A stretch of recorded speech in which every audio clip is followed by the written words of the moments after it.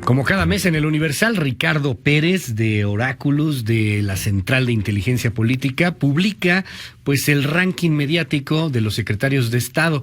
Aguas con esto porque de aquí a un año esto va a empezar a tener todavía más fuerza en el sentido de que ahí empezaremos a ver a probables presidenciables, así se van pasando estas cosas y vamos viendo cómo uno avanza, otro retrocede. Muy interesante cómo se van moviendo los números de los secretarios de Estado. Ricardo Pérez, qué gusto, bueno, ¿cómo estás? Muy bien, Luis, buenos días. Muy interesante lo que dices. Sí, este estudio acaba viendo una especie de mutación aquí, ¿no? Lo que vemos es como se va transformando, unos van quedando en el camino, otros van avanzando y pues cada vez hay una brecha más amplia entre unos y otros. Oye, a ver, ¿cómo les fue en este mes? Esto estás midiendo enero. Bueno, sí, los resultados que hoy presentamos en el Universal son de enero. Entonces, si quieres, empezamos con los tres más mediáticos, bueno, los tres que mejor les fue, los tres que tuvieron más positivos. Primer lugar, de Semar, el almirante José Rafael Ojeda. ¿Por qué? Básicamente, tres detenciones. La detención de Óscar Flores, líder del cártel.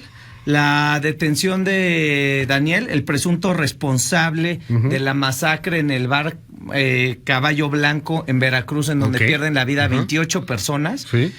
Y por último, la detención de la esposa del Marro, Karina Mora. Que luego la soltaron. Que la soltaron, correcto, que la soltaron. Pero no es culpa de la Marina. No, y estas tres detenciones generaron el 38%, el 28% de su cobertura mediática. Eso le ayudó a tener muchos positivos. Segundo lugar, Marcelo Ebrard trae el tema de la firma del acuerdo con el TEMEC, en donde él estuvo ahí presente con Donald Trump. Cuando Donald Trump firma el acuerdo, a él lo invitan, entonces eso recibe una amplia cobertura. Trae también el tema del coronavirus en China, en donde dice que no va a mandar a un avión por los mexicanos, y resulta ser que uno de los que estaban en China era el subsecretario Seade, visitando a la familia. ¿O qué hacía? ¿Por qué? Pues porque su familia vive ahí, entonces se quedó varado en China, literalmente fue lo que sucedió, ¿no? Y después, un tema negativo fue el tema del trato que le dieron a los migrantes en Chiapas. Estas imágenes, pues, que literalmente recorrieron la vuelta al mundo entero. Entonces, estos fueron sus temas. Luisa María Alcalde en tercer lugar, y tiene que ver básicamente con las medidas que están tomando a cabo para acabar con el famoso tema del outsourcing, un tema que pues a todos luces ya se empieza a regular, o es mínimo lo que están tratando de hacer. Pero en tu análisis le ha ido bien por ese asunto. Sí, le ha ido bien. O sea, porque si bien hay voces que se oponen, son más bien voces empresariales o voces más elitistas. Claro. Y es bien aceptado el asunto por la mayor parte de la población. Claro. Y en los medios, la cobertura que está recibiendo ella es que ella dice que son prácticas que han aumentado en México y que han perjudicado mucho al obrero. Entonces, en ese sentido, ha tenido buena cobertura mediática. Y después, si quieres, nos vamos a los reprobados. A ver, son 19 secretarios de Estado. En el último lugar, Olga Sánchez Cordero. Básicamente, y ya estamos acostumbradas a verla, la secretaria aquí. Ricardo Peralta, el subsecretario, parece un cabo suelto.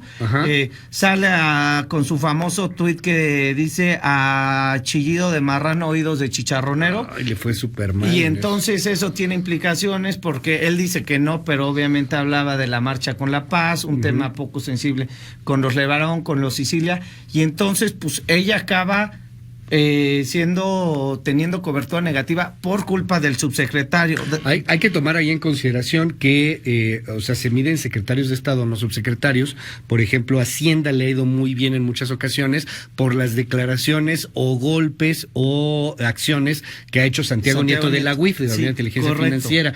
Ahí eso le genera puntos a la Secretaría de Hacienda y a veces termina en buenos lugares. Otros temas importantes de la SEGO fue la pelea que tuvo con el INE, que si le daban los datos electorales, hasta que el presidente intervino y dijo: ¿sabes qué? Ya ni siquiera se los pidas, ya no te los van a dar. Entonces también hay una especie de contradicción.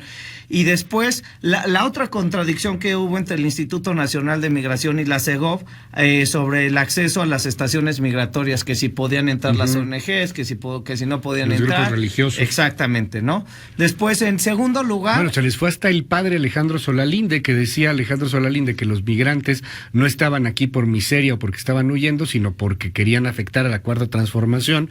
Y luego, pues ya corrige un poco Solalinde y dice Solalinde que exige la renuncia de Encinas y exige la renuncia de Garduño del Instituto Nacional de Migración por este bloqueo. Al final el presidente también tiene que salir en la mañana y decir, no, se abren y pueden entrar derechos humanos y todo el mundo. Y acaba viendo, de un solo evento acaba viendo 3 versiones de las personas o de los secretarios o de los funcionarios más importantes en el gobierno. Entonces, un poco, o sea, ¿cuál le crees?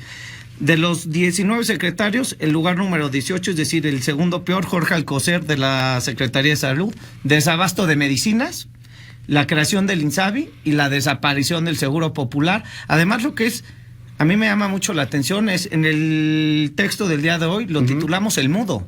Pareciera que le cortó la lengua a Retón y que no puede hablar. ¿Por qué? Pues porque él parece que está de florero y nada, que no dice nada y no hace nada, y es el subsecretario el que habla mucho opera. Es Hugo López Gatell, subsecretario él parece más el secretario de Salud.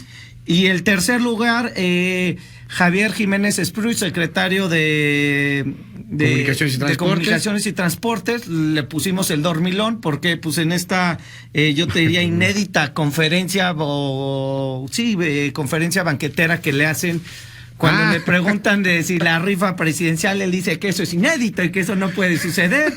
Y entonces agarra de repente y se entera después que sí era cierto. Sí. Y un poco lo que nosotros decimos es, lo exhibe porque obviamente está dormido. Y eso quiere decir no había visto la mañanera, por eso hombre. No ni se el despertó Twitter, a ver, ni el tweet, y en su equipo de comunicación tampoco le avisaron nada, entonces lo exhibieron. Después, el cuarto peor fue Arturo Herrera. Mira, ahora le fue mal a Arturo Herrera en Hacienda por... No, lo que hizo Santiago Nieto no le acabó de ayudar, y básicamente es el tema del INSABI. Ajá. Y el tema del desabasto de las medicinas ya perjudicó a la Secretaría de Hacienda porque ellos son los encargados de hacer la compra consolidada. Y entonces, al no llevar a cabo esta compra consolidada de manera adecuada, pues eso tiene repercusiones. ¿Qué hizo Santiago Nieto? Santiago Nieto en esta ocasión le abrió la investigación al abuelo del niño en Coahuila que disparó y mató a la maestra, pero no fue suficiente. Entonces, normalmente vemos un Santiago Nieto con una investigación, te diría, 1 vez al mes o 2 veces al mes, muy mediáticas. En esta ocasión fue un perfil bastante más bajo. Y por último lugar, Alfonso Durazo. Ustedes recordarán perfectamente que en diciembre Durazo pidió esperar para ver si el 2009 era el año más violento. Sí. ¿Y qué creen? Pues confirmado. Sí, lo es. Pasó lo que los datos dijeron que iba a pasar, ¿no? Entonces, pues fue el año en donde hubo más muertos y Durazo, estando en esa secretaría, no ha logrado darle solución al problema de la inseguridad. La Guardia Nacional que está sumando, no ha entregado los resultados que se esperaría.